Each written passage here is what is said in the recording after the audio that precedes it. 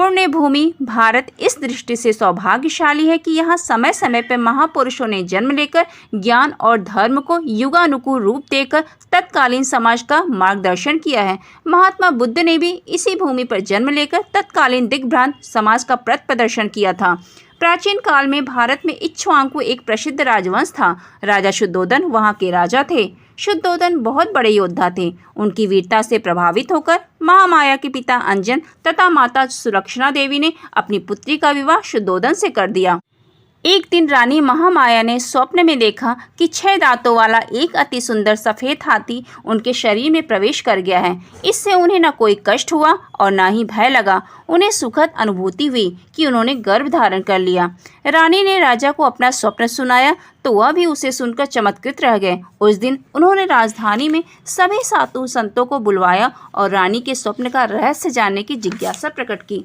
स्वप्न की सारी बातें विस्तार से सुनने के बाद साधु संतों ने कहा, महामहिम रानी ऐसे पुत्र को जन्म देंगी जो चक्रवर्ती सम्राट बनेगा, जिसका चारों दिशाओं में साम्राज्य होगा। यह सुनकर राजा शुद्धोधन का मुखमंडल चमक उठा।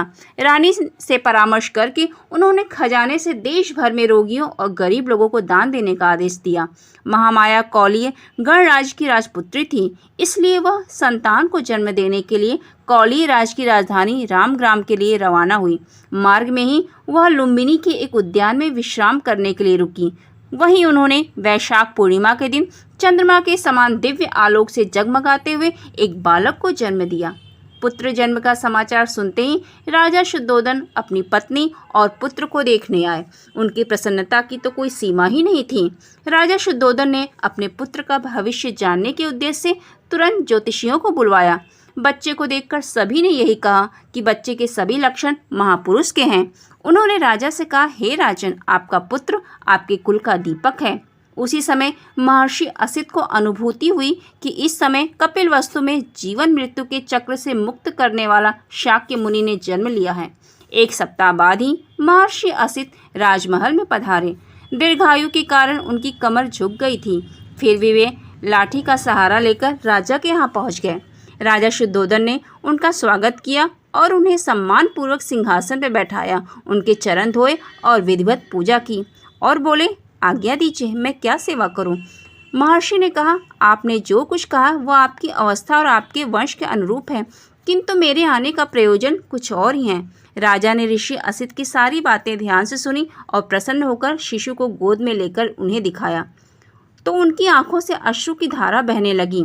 यह देख राजा शुद्धोधन को बड़ी चिंता हुई। राजा ने पूछा, हे भगवान, कुमार चिरायु तो हैं, क्या यह मेरी मृत्यु के बाद मुझे जलांजलि दे सकेगा? हे महर्षि, मुझे शीघ्र बताएं। महर्षि ने बोला, मेरी आंखें इसलिए नम हो गई हैं कि शाश्वत सत्य का साक्षात्कार करके जब यह उनकी उद्घोषणा करेगा तो उस वाणी को सुन पाने से पहले ही मैं इस संसार से विदा ले चुका हूँगा। दोस्तों, अगर आप इसके आगे की कहानी को जानना चाहते हैं तो मेरे चैनल को लाइक और सब्सक्राइब करना न भूलें।